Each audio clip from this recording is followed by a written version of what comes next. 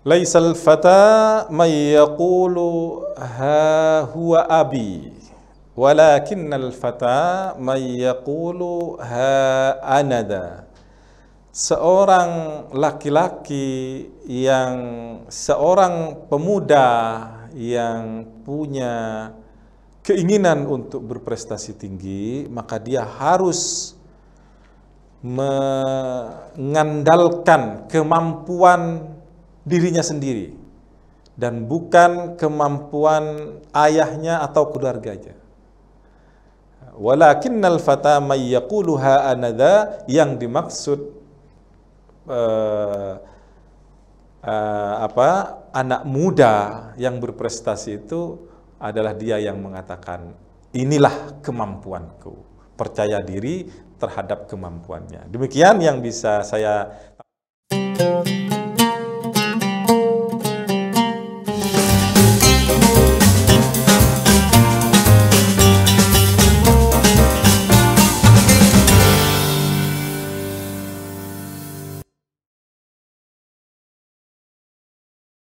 Bismillahirrahmanirrahim. Assalamualaikum warahmatullahi wabarakatuh. Pemirsa Jember 1 TV yang dirahmati Allah. Orientasi prestasi bukan prestis. Sebuah ungkapan yang menunjukkan bahwa keunggulan peradaban ditunjukkan dengan memaksimalkan potensi kemanusiaan, melakukan kerja-kerja cerdas dan juga kerja-kerja intelektual. Prestis adalah istilah yang disematkan kepada seseorang atas ilmu atau kemampuan dengan sebuah penghormatan, sebuah kewibawaan yang akhirnya membuat mereka berbeda dari yang lain. Di tengah-tengah kita, prestasi seperti itulah yang kerap mendapatkan penghargaan dari masyarakat, yang dijadikan sebagai standar baik atau terkenal tidaknya seseorang. Namun ternyata hal itulah bukan sebuah orientasi utama dan bukan hal yang terlalu tepat. Jadi sebuah orientasi yang tepat adalah sebuah kesejatian, sebuah prestasi sendiri. Untuk membahas tema terkait orientasi prestasi bukan prestis, telah hadir di studio kita yakni Ketua Komisi Pengkajian, Penelitian dan Pengembangan, Dr. Haji Imam Bonjol Juhari MSI. Kita akan sapa beliau terlebih dahulu, pemirsa. Assalamualaikum warahmatullahi wabarakatuh, Ustaz. Waalaikumsalam warahmatullahi wabarakatuh. Bagaimana kabarnya hari ini? Alhamdulillah sehat walafiat. Tetap semangat ya, Ustaz. Tetap semangat. Walaupun memang luar biasa kesibukan akhir-akhir ini di Uinhas Jember. Jenengan sebagai akademisi di Fakultas Usuluddin Adab dan Humaniora. Jadi selain di MUI juga sebagai seorang dosen di Uinhas Jember. Selalu sehat nggak, Ustaz? Alhamdulillah. Bertemu lagi kita di Sate Sombun, namun dengan tema yang berbeda. Kali ini membahas mengenai orientasi prestasi bukan prestis. Sebenarnya bagaimana, Ustadz? Apakah prestasi dan prestis ini hal yang berbeda atau justru berkesinambungan begitu? Untuk lebih jelasnya kami persilakan Ustadz untuk memberikan pemahaman bagi kita semua. Baik, Assalamualaikum warahmatullahi wabarakatuh. Waalaikumsalam warahmatullahi wabarakatuh. Bismillah walhamdulillah, salatu wassalamu ala rasulillah, sayyidina Muhammad wa ala alihi wa sahbihi wa mawala, wa la hawla wa la quwata illa billah, ma ba'du. Rabbi syrah li sadri wa yassir li amri wahlul 'uqdatam min lisani yafqahu qawli. Ma ba'du, yang dirahmati Allah, seluruh pemirsa Jember 1 TV, semoga senantiasa dalam keadaan sehat walafiat, diberkahi oleh Allah Subhanahu wa taala, dilancarkan rezeki dan usahanya, dan yang penting panjang umur dan husnul khatimah. Amin amin Allahumma amin. Terkait dengan prestasi atau prestis ya, ini dua kata yang mirip-mirip sebetulnya, tapi artinya beda. Prestasi itu ya apa yang kita peroleh setelah kita bekerja keras, sementara prestis itu ya semacam konsekuensi saja, konsekuensi logis dari adanya prestasi mungkin ya. Tapi akhir-akhir ini kondisi itu setelah terjadi revolusi digital gitu ya, itu banyak dari generasi muda kita justru yang dicari lebih dulu itu adalah prestis, ya. flexing, pamer, pokoknya punya sesuatu yang dibanggakan dulu, padahal itu tidak ada prestasi sama sekali. Nah, itu banyak kita saksikan di dunia sosial media dan lain sebagainya, sehingga cara-cara instan yang ditempuh dan kemudian terjatuh pada keadaan-keadaan yang kurang baik, baik secara spiritual, ekonomi maupun keadaan keluarga dan lain sebagainya sudah kita saksikan bersama, Mbak Fia ya. Betul. Prestasi itu kalau dalam konteks Islam ya jelas bahwa Islam itu senantiasa menekankan prestasi yang hakiki. Itu hasanah fid dunya wal akhirah ya. Kita mendapatkan atau menjadi orang yang baik dalam kehidupan dunia ini dan juga nanti selamat dalam kehidupan akhirat ya. Prestasi itu kalau di peradaban barat itu dikonstruksi oleh David McClellan ya, bahwa peradaban barat itu bisa berprestasi karena ada NA namanya, need for achievement, kebutuhan untuk berprestasi. Ya, itu sebetulnya ya kebutuhan untuk berprestasi itu pada semua masyarakat itu ya ada, cuman ada yang kadarnya rendah, kemudian ada yang memang mempunyai kadar yang lebih tinggi dan sebagainya, dan timbulnya kapitalisme waktu itu diklaim sebagai NA yang tinggi. Nah itu bagaimana kalau di dalam Al-Quran? Al-Quran jelas ya, dalam surat Al-Mulk ayat 1 itu Bismillahirrahmanirrahim, Tabarakalladzi biyadihil mulku wa huwa ala kulli syai'in qadir, alladzi khalaqal mauta wal hayata liyabluwakum ayyukum ahsanu amala. Maha suci Allah yang di tangannya lah, dalam kekuasaan itu berada di tangannya Allah Subhanahu wa taala. Wa huwa ala kulli syai'in qadir, Allah itu maha berkuasa terhadap segala sesuatu. Allah yang menciptakan hidup dan mati tujuannya ya untuk melihat sejauh mana kita itu berprestasi ya.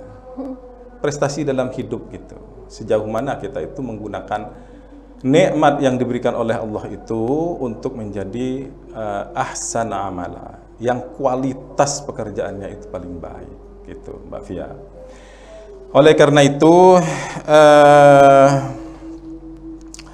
prestasi itu sebetulnya terkait erat dengan cita-cita. Orang yang mempunyai cita-cita tinggi maka dia harus mewujudkannya ya.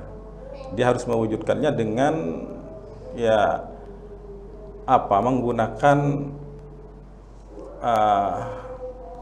kemampuan atau mental baja.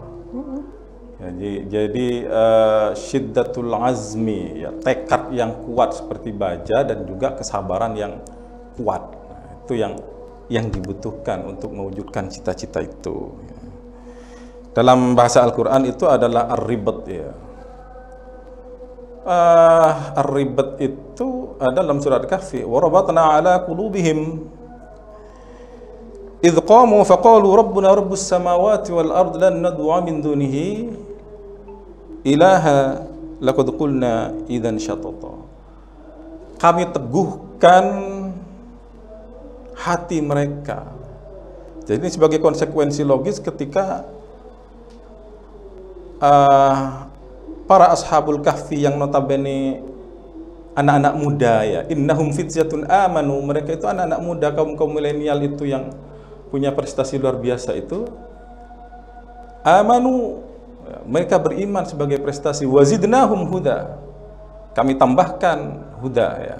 Huda itu ya semacam petunjuk yang bisa mengarahkan kehidupan itu senantiasa lebih baik daripada hari kemarin, sesuai dengan hadis Nabi itu, man kana yaumuhu khairan min amsihi fahuwa rabih. Orang yang hari ini itu lebih baik dari yang kemarin, maka dialah yang dimaksud dengan orang yang beruntung. Harus ada ribet itu, keteguhan hati luar biasa untuk mendapatkan dan merengkuh cita-cita itu sehingga menjadi prestasi. Nah itu. Jadi orang-orang, anak-anak muda ya, anak-anak muda milenial, kemudian yang sekarang hidup mungkin antara kelahiran 80, 90 sampai tahun 2000-an gitu ya. Nah itu ya, mereka itu senantiasa mempertahankan keimanannya itu ya, sehingga oleh Allah diberikan kemampuan keteguhan hati ya, musabarah, al-julud, tahan banting dan lain sebagainya untuk mewujudkan cita-citanya. Nah berikutnya apa sih yang kecerdasan macam apa sehingga prestasi itu sangat mungkin untuk kita dapatkan? Ya, dalam surat Ali Imran ayat 110, dalam surat Al-Mujadilah, maaf, ayat 11 itu dikatakan, yarfa'illahu alladhina amanu minkum walladhina utul ilma darajat. Allah itu meninggikan orang-orang yang beriman. Jadi yang pertama itu untuk mengejar prestasi yang baik itu ya jelas harus spiritual quotient dulu. Kecerdasan spiritual. Ketika kita punya kecerdasan spiritual yang baik gitu ya, ibadahnya baik, kemudian ngajinya ya baik, ya mungkin sedekahnya ya baik juga, birrul walidaini juga baik, berinteraksi dengan teman juga baik, maka itu spiritual quotient-nya itu dari situ kemudian berdampak, berkonsekuensi logis pada terciptanya emotional quotient. Amanu itu spiritual quotient yang kemudian berkonsekuensi logis pada terciptanya emotional quotient yang di dalam persentase kesuksesan meraih prestasi seseorang itu sudah dibuktikan di dalam banyak penelitian itu menempati porsi 80%, Mbak Fia. 80%. Jadi orang pinternya semacam seperti apapun, kalau dia tidak punya kecerdasan emosi yang baik, kecerdasan spiritual yang baik, bagaimana memanage diri sendiri, disiplin waktu, berinteraksi dengan orang lain, kemudian berakhlak yang baik. Nah, itu emotional quotient itu timbul dari spiritual quotient sebetulnya. Walladzina utul ilma darajat. Yang kedua, prestasi itu juga diakui oleh Allah bahwa orang yang mempunyai ilmu, tapi ilmu itu proporsinya atau porsinya itu hanya 20%. Di dalam penelitian psikologi ya, psikologi tentang psikologi perkembangan belajar atau psikologi secara umum untuk motivasi sukses dan lain sebagainya. Orang yang hanya mengandalkan ilmu pengetahuan atau hard skill misalnya, tapi dia tidak punya soft skill, bagaimana berinteraksi dengan orang lain, bagaimana memanage orang lain, bagaimana meraih visi dan misi dari pekerjaan yang dia tekuni dan lain sebagainya, maka tingkat kesuksesannya kalau hanya mengandalkan kemampuannya dia dalam hal misalnya manajemen, dalam hal sains dan lain sebagainya, maka itu sangat rendah sekali. Nah, oleh karena itu amanu itulah penjabarannya kemudian menjadi spiritual quotient dan emotional quotient, dan 20%-nya adalah utul ilma, itu adalah intelligent quotient atau IQ gitu. Nah, jadi akidahnya itu harus lurus gitu ya. Nah, berikutnya bagaimana cara memperoleh atau meraih prestasi? Ya, yang jelas kita harus merencanakan dari awal gitu ya, dan tetapkan bahwa itu adalah tujuan definit utama. Apa yang ingin kita capai ya, misalnya untuk 3 bulan ke depan ingin nikah ya, ya udah direncanakan sejak awal siapa yang mau direncanakan untuk jadi istrinya, bagaimana cara untuk menggait dia itu, di mana alamatnya, apa makanan kesukaannya, berapa nomor HP-nya, tinggal dikirimi pulsa entah 5.000 atau 10.000 atau berapa, mungkin saja dia bisa menjadi jodoh kita. Nah, itu prestasi juga itu, karena orang bujang kemudian pindah menjadi menikah, itu prestasi. Prestasi. Jadi kita ya banyak macam prestasinya. Kita tidak harus membayangkan orang sebagai penemu-penemu atau profesor-profesor hebat, itu tidak begitu. Nanti ada yang namanya prestasi yang hakiki gitu ya. Jadi perencanaan itu dalam Al-Qur'an, wal tanzur nafsum madza qaddamat lighad. Hendaklah seseorang itu merencanakan apa yang akan dia kerjakan untuk hari esok, mencapai atau meraih meraih prestasinya itu. Ya, perencanaannya juga sudah harus mengikuti manajemen modern, tidak bisa perencanaan asal-asalan atau perencanaan yang rasional dan logis dan lain sebagainya gitu. Termasuk ya bondo, ya harus, kalau memang waktunya modal ya modal gitu ya. Nggak bisa kemudian kita hanya mengandalkan omongan dan lain sebagainya. Kata orang Arab, kalau omongan itu mudah, al-kalamu ashal wa tamanni ashalu minal kalam, walakin la yanalu dzalika illa ahlul azaim. Kalau cuma ngomong gampang, apalagi berangan-angan jauh lebih gampang lagi. Tapi untuk mewujudkan cita-cita itu butuh keteguhan hati, butuh tahan banting, butuh kesabaran dan lain sebagainya. Banyak yang harus kita berikan, curahkan, sehingga apa yang menjadi cita-cita itu berwujud menjadi prestasi. Yang kedua adalah istiqomah, konsistensi ya terhadap tujuan definit utama kita. Yaitu tadi kalau kita nikah ya 3 bulan ke depan fokuslah ke situ, bagaimana agar si doi itu bisa secepatnya mengirim sinyal-sinyal positif. Ya, kalau harus modal ya modal gitu kan. Kalau harus memberi rayuan gombal ya gombal dikit ya apa-apa, tapi jangan gombal banyak-banyak, soalnya gombal banyak-banyak itu kalau nggak sesuai dengan kenyataan juga nanti ketahuan gitu. Gombal dikit-dikit maksudnya, tapi nggak sampai bohong gitu ya. Jadi ada bohong memang yang diperbolehkan, bohong suami pada istri karena menggoda agar harmonis dan sebagainya. Oh kamu itu baik, kamu itu seksi, padahal nggak seksi, sudah punya anak 3, seksi dari mana misalnya, cuman bilangnya aja seksi, itu kan aslinya bohong, ya boleh aja, dan lain sebagainya. Ada 3 seperti yang disebutkan oleh hadis Rasulullah itu.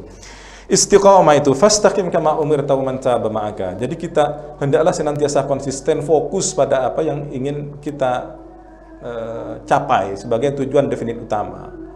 Wa man taba ma'aka. Yang ketiga adalah jangan melampaui batas. Ada batasnya semua. Tilka hududullah. Itu adalah batas-batas yang ditetapkan oleh Allah. Kalau ingin mencapai sesuatu itu la tubarrirul wasilah. Al-ghayah la tubarrirul wasilah. Tujuan tidak bisa menjustifikasi semua jalan yang harus ditempuh. Kalau tujuannya baik, jalannya tidak baik, pasti akhirnya adalah tidak baik. Oleh karena itu kalau tujuannya baik, jalannya harus baik, dan niatnya harus baik, jalannya harus baik, dan tujuannya harus baik. Nah itu. Wala tatghaw, jangan melampaui batas. Termasuk jangan berusaha bekerja, jangan melampaui batas, karena semua ada haknya.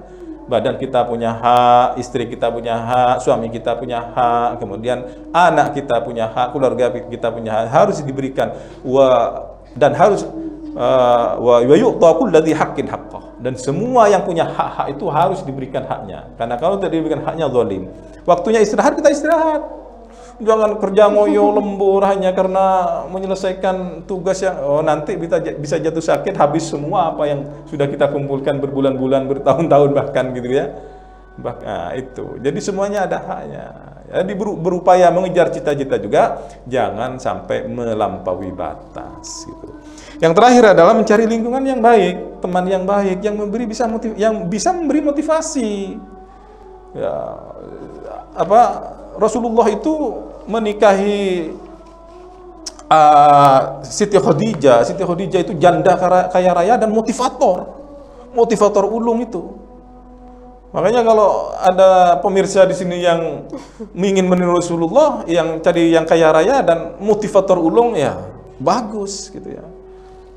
Ditanya oleh Rasulullah ketika Khadijah itu terkait harta dan semuanya yang dihibahkan, yang diberikan pada perjuangan Islam, beliau menjawab, seandainya Islam itu masih membutuhkan tulang belulangku untuk menyusun perjuangannya ke depan, silahkan gali ya Rasulullah, jadikan tulang belulangku itu sebagai jembatan untuk kejayaan Islam. Masya Allah, luar biasa. Nah, cari yang seperti itu, yang janda, kemudian yang juga motivator dan kaya raya. Gitu. Ini motivasi beda. Motivasi beda lagi nih, prestasi juga kalau menurut Rasulullah gitu. Jadi itu lingkungan yang kondusif ya, lingkungan kondusif itu wala tarkanu ilal ladzina zalamu fatamassakumun nar. Ya, janganlah kalian itu bergaul, janganlah kalian mendapatkan lingkungan yang tidak kondusif, yang kurang baik. Fatamassakumun nar, pasti akan ditimpa oleh bencana. Itulah Siti Khadijah yang merupakan motivator ulung Rasulullah Sallallahu Alaihi Wasallam, sehingga Rasulullah itu dalam melakukan perjuangan menegakkan Islam di awal-awal Islam itu disebarkan ya, walaupun secara rahasia-rahasia, itu semua harta, semua daya upaya, nama baik beliau sebagai elit kaum Quraisy waktu itu ya, itu beliau persembahkan terhadap Aizul Islam wal Muslimin, gitu Mbak. Ya. Baik, Masya Allah. Itu ada 3 poin yang menjadi poin utama ya Ustadz, bahwasanya kita harus punya rencana. Apa yang perlu kita lakukan esok hari, kita harus mengarrange-nya sebelumnya. Walaupun memang semua bergantung pada keputusan Allah. Dan yang kedua adalah kita harus istiqomah. Dan yang terakhir yang paling penting adalah bagaimana lingkungan di sekitar kita adalah lingkungan yang baik, yang mensupport, yang mendukung kita untuk bisa lebih baik ke depannya. Nah, tapi Ustadz, berkaitan dengan adanya marak sosial media di tengah para pemuda, generasi milenial, generasi Z utamanya, tentu menjadi tantangan tersendiri di zaman saat ini, begitu. Lalu bagaimana cara kita atau kiat-kiat mencetak dan mengarahkan generasi muda agar bisa menuju prestasi dunia, namun tidak hanya dunia, pun akhirat juga? Alhamdulillah, ini pertanyaan yang analitik dan bagus sekali, Mbak Fia. Akhir-akhir ini ya mungkin setidaknya 10 tahun ke belakang ini kita dihadapi dengan banjirnya teknologi informasi yang sedemikian rupa atau digital informasi itu, di mana kaum generasi-generasi yang lahir, generasi Z yang lahir antara tahun 2000 sampai 2010 itu, mereka itu berojol langsung familiar dengan gadget, familiar dengan smartphone dan lain sebagainya. Dan kita sebagai orang tua jangan menyangka bahwa yang mereka ketahui hanya sebatas apa yang kita lihat. Jauh mereka penjelajahannya lebih mendalam dari apa yang kita sangka sebetulnya. Nah, oleh karena itu, ketika kita dihadapkan pada situasi dan kondisi seperti ini, maka ini tidak bisa ditangani secara tambal sulam, saya kira. Satu pihak tertentu bertanggung jawab, kemudian pihak lain angkat tangan dan tidak merasa terlibat terhadap bagaimana menyelesaikan persoalan yang seperti ini. Semua stakeholder yang ada itu, saya kira harus sama-sama bergandeng tangan ya, mulai dari pemerintah daerah maupun pemerintah pusat, mereka-mereka yang mempunyai tanggung jawab di bidang pendidikan. Nah, itu betul-betul mencurahkan pemikiran agar tercipta sebuah sistem pendidikan yang mencerdaskan kehidupan bangsa tanpa harus mengorbankan mereka terhadap kuriositas terhadap teknologi digital itu. Nah, ini tantangan ini ke depan. Nah, menteri kita itu yang masih muda itu juga arah-arahnya ke situ, yang sebetulnya lebih bersifat teknis ya. Kalau misalnya ada anak-anak kita itu kemudian berprestasi dalam dunia digital dan lain sebagainya, dan mereka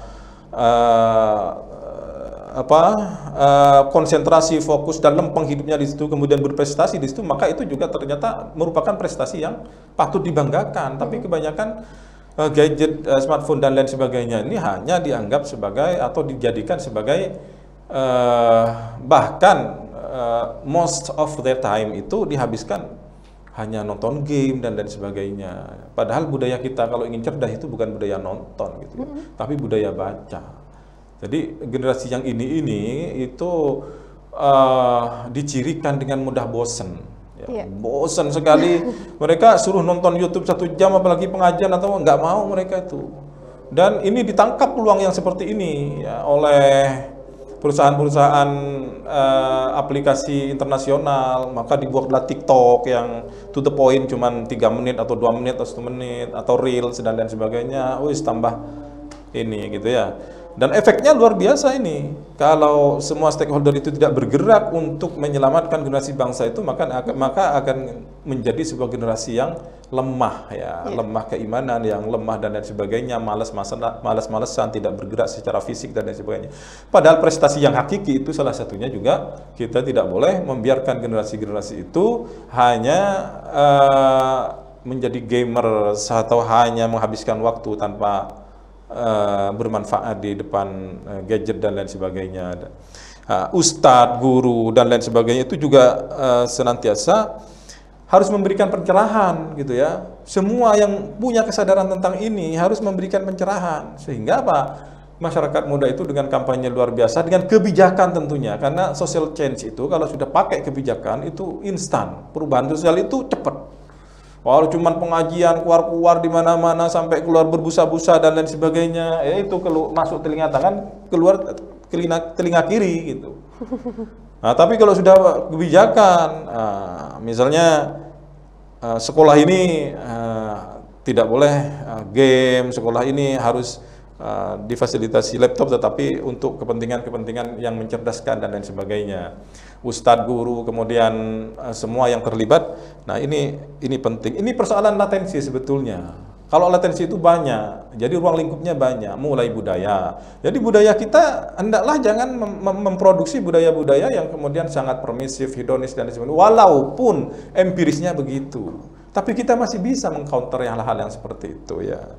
Kemudian pendidikan, kemudian syiar-syiar keagamaan, kesehatan itu harus difokuskan untuk bagaimana generasi-generasi ini menjadi sehat walafiat secara mental, spiritual, secara finansial dan secara sosial. Karena sehat itu menurut WHO itu 5 gitu loh, yang saya sebutkan itu tadi. Nah, ya, insya Allah nanti akan menjadi generasi yang mampu bersaing dengan generasi-generasi yang lain, dan generasi Islam ini ada keuntungannya. Jadi dia mempunyai sandaran-sandaran spiritual dan itu harus dididik dari awal ya. Sandaran-sandaran spiritual inilah yang akan mengerem dia itu agar tidak melampaui batas dan bisa menjadi kuratif ya terhadap masalah-masalah yang pasti dihadapi oleh semua orang, yaitu mental disorder ya, kesehatan mental, kemudian penyakit-penyakit yang terkait dengan mental dan sebentar-sebentar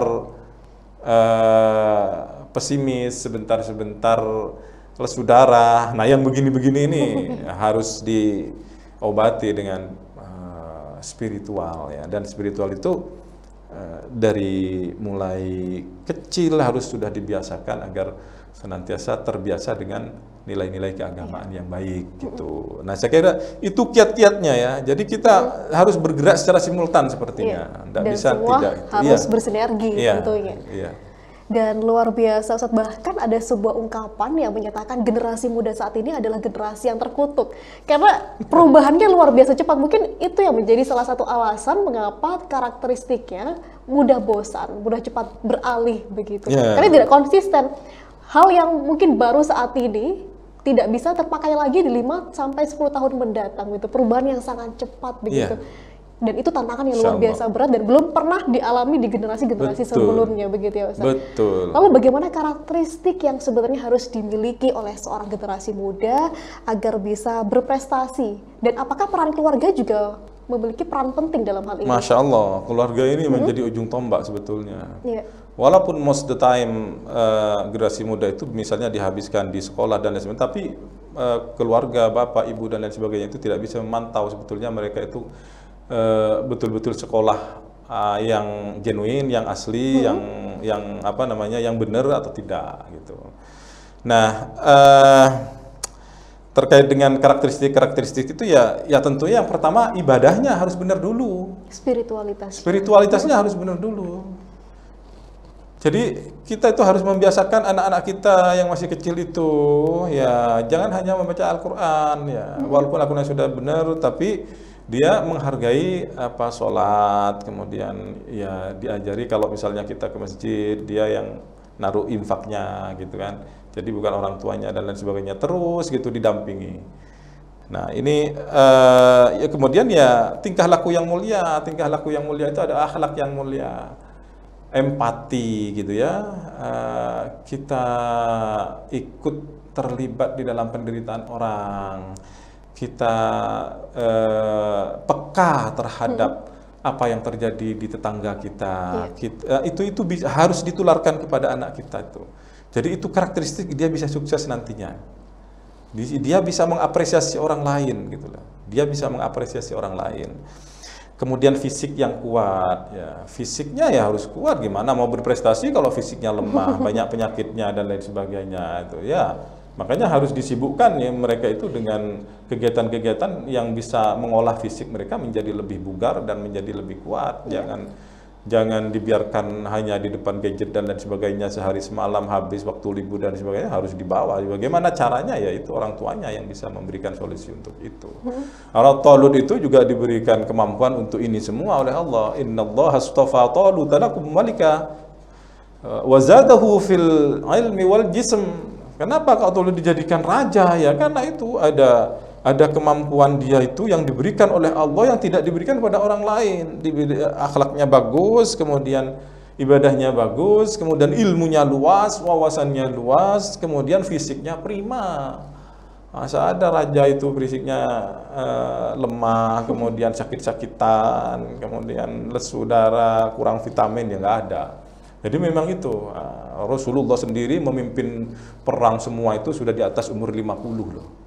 Jadi betul-betul luar biasa fisiknya Rasulullah itu. Jadi itu setara dengan 30 orang laki-laki yang kuat-kuat itu. Waktu pernah ditantang oleh seseorang yang di balik bukit itu, yang orang itu sudah mengalahkan semua pegulat terbaik di Jazirah Arab, kemudian itu cuma diberi sedikit energi oleh Rasulullah dan dia kalah gitu. Nah, ternyata yang diajak gulat itu adalah menantunya Sayyidina Ali radhiyallahu karramallahu wajhah gitu ya. Ya, jadi bisa mengendalikan emosi gitu ya. Emosi ya, itu karakteristik agar orang bisa berprestasi.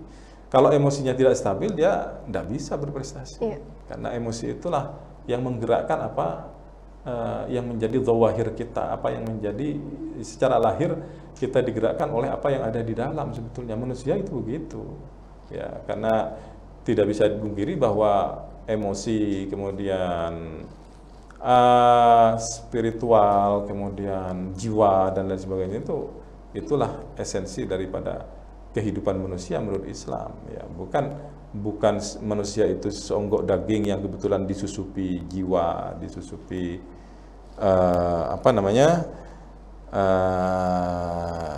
disusupi ruh dan lain sebagainya. Tapi enggak, ketika jiwanya sakit, maka yang harus ketika kita mengalami kesakitan dan lain sebagainya, maka jiwanya itulah yang harus disembuhkan.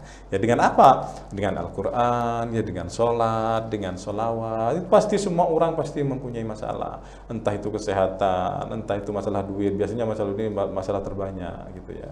Entah itu masalah kadang sepedanya mau mogok atau rencana nggak sesuai, atau banyak sekali ya, nah itu semua harus dihadapi dengan mental yang kuat. Tidak bisa kemudian sekali kita mengeluh ya. Karena mengeluh itu Allah tidak suka. Mengeluh itu meragukan tentang bahwa Allah itu Maha Rahman dan Maha Rahim. Dan Allah kalau diragukan seperti itu, pasti dia itu akan merasa dilecehkan. Kalau sudah merasa dilecehkan, siapapun marah, termasuk Allah. Oleh karena itu, apapun yang menimpa kita hari ini, hari besok, itu sudah sesuatu yang syukurilah, dan itu pasti menjadi kebaikan ya. Kita sabar. Jadi sabar, musabar, julud dan sebagainya itu adalah kunci untuk mewujudkan atau merealisasikan cita-cita yang menjadi prestasi gitu ya. Nah, kemudian terkait dengan bagaimana keluarga, ya ini penting sekali. Keluarga itu memegang ya, apalagi ibu itu secara emosional paling dekat dengan anak-anaknya. Oleh karena itu, mau menjadi apapun yang namanya ibu itu harus diberi pendidikan yang baik dan tinggi. Penting sekali bagi perempuan ya. Iya. Entah hanya ibu rumah tangga atau mau menjadi wanita karir, itu harus mempunyai pendidikan yang tinggi. Kenapa? Karena al-ummu madrasatun idza a'adatta lahu jailan sa'idan. Seorang ibu itu adalah the first academy, sekolah pertama anak-anaknya pasti. Kalau ibu itu mengerti bagaimana mendidik anak, bagaimana memperlakukan anak dan lain sebagainya, nah itu anaknya akan tumbuh dalam suasana yang kondusif. Oleh karena itu, janganlah berlaku lagi atau terdengar lagi yang namanya perempuan itu konco wingking, di dapur, di kasur dan di sumur, perempuan macam-macam yang stereotip itu. Nah, disitulah pentingnya bagaimana menyiapkan prestasi yang akan diraih oleh generasi-generasi muda yang akan datang. Nah, contoh yang baik di dalam keluarga, gitu ya. Ya, ittihadul qaul wal af'al wal fi'l ya. persamaan antara apa yang diomongkan dengan apa yang dikerjakan. Itu penting sekali dan itu menjadi catatan di dalam benak, di dalam pikiran seorang anak. Ya. Kalau setiap malam bapaknya kemudian datang bawa alkohol, ini yang benar, yang begini ini yang benar. Nah, anaknya pasti ngomong gitu. Makanya saya harus meniru bapak, karena bapak mengerjakan hal yang benar. Nah, gitu. Sebuah capture teladan yang ditangkap oleh anak ya Ustaz. Itulah bagaimana pentingnya keluarga ketika memberikan contoh di dalam keluarga. Oleh karena itu keluarga itu harus harmonis ya antara bapak, ibu dan lain sebagainya. Kalaupun terjadi masalah ya jangan sampai anak itu terekspos dengan masalah-masalah suami istri yang kemudian menjadi trauma gitu. Berikan contoh-contoh terbaik kalaupun misalnya ada masalah, misalnya harus terjadi firaq atau pisah, katakanlah bahwa itu bukan salah anak itu. Ini ada persoalan-persoalan yang nanti kamu akan tahu dengan sendirinya, Nak. Ya. Nanti jangan pernah menjelek-jelekkan pasangan kita walaupun kita sudah berpisah dan lain sebagainya. Wala tansawul fadla bainakum. Jangan sampai kita saling melupakan jasa-jasa. Sebenci-bencinya kita kepada orang ya, apalagi mantan-mantan gitu ya. Itu pasti banyak kebaikan yang kita peroleh dari dia. Kalau kita mau objektif, Mbak Bia. Betul. Wala tansawul fadla bainakum. Jangan saling melupakan aslinya. Cuma memang sifatnya manusia itu kalau sudah salah sedikit saja, itu yang 99,99% kebaikan itu hilang. Rusak susu sebelanga. Rusak, ya. Rusak susu. Bukan hanya sebelanga, 100 belanga juga bisa rusak itu. Langsung hilang kebaikannya. Iya, Karena kita sulit untuk berobjektif. Nah, itu dia. Makanya kita latihan. Iya. Ya, bahwa ya katakanlah kayak sekarang gini-gini misal terjadi trouble gitu ya. Padahal selama 5 tahun tidak pernah jadi masalah. Ternyata ininya nggak bisa nyala, kemudian ininya nggak bisa nyala, itu sudah dikritik luar biasa. Ini gimana goblok ini operatornya. Padahal 5 tahun ya nggak ngapa-ngapain, ya nggak ada yang memuji. Nah, itulah manusia. Di keluarga juga begitu, anak juga begitu. Kita harus sayang kepada anak, mendidik anak itu dengan rahmah ya, dengan kasih sayang apapun yang terjadi. Ma tara fi khalqir rahman min tafawut. Kalau ingin sempurna, lihatlah di surat Al-Mulk itu bahwa tidak akan engkau dapati semua yang diciptakan oleh Ar-Rahman, Zat yang Maha Pengasih itu ada kekurangan. Oleh karena itu kalau mendidik salah satunya juga agar menjadi sempurna, didiklah dengan Ar-Rahman. Ya, Ar-Rahmah ya, dengan kasih sayang, sehingga mata rafi khalqir rahman min tafawut itu bisa dijadikan inspirator agar kita mendidik dalam didikan yang penuh dengan kasih sayang dari ibu, dari bapak ya, gitu Mbak Fia. Masya Allah, luar biasa. Sebuah pencerahan yang menjadi ilmu yang bermanfaat bagi kita semua. Ya, ternyata untuk mengorientasikan prestasi bukan prestis ini butuh dukungan dari sinergi dari semua pihak, semua komponen. Mulai dari keluarga yang paling inti sampai dengan kebijakan pemerintah. Semuanya bersinergi dan membutuhkan satu sama lain. Luar biasa sekali Ustadz, terima kasih atas ilmunya, mudah-mudahan bisa menjadi keberkahan bagi kita semua. Amin, amin. Dan mudah-mudahan pahala terus mengalir kepada beliau-beliau yang dengan tulus menyampaikan ayat-ayat Allah, utamanya kepada Dr. Haji Imam Bonjol Johari MSI kali ini. Amin. Dan pemirsa, demikian tadi episode Sate Sombon dalam hari ini. Terima kasih atas kebersamaannya. Sampai jumpa di episode berikutnya. Sampai jumpa. Allahumma fiqh lakum bitarik. Wassalamualaikum warahmatullahi wabarakatuh. Waalaikumsalam warahmatullahi wabarakatuh. Matur nuwun.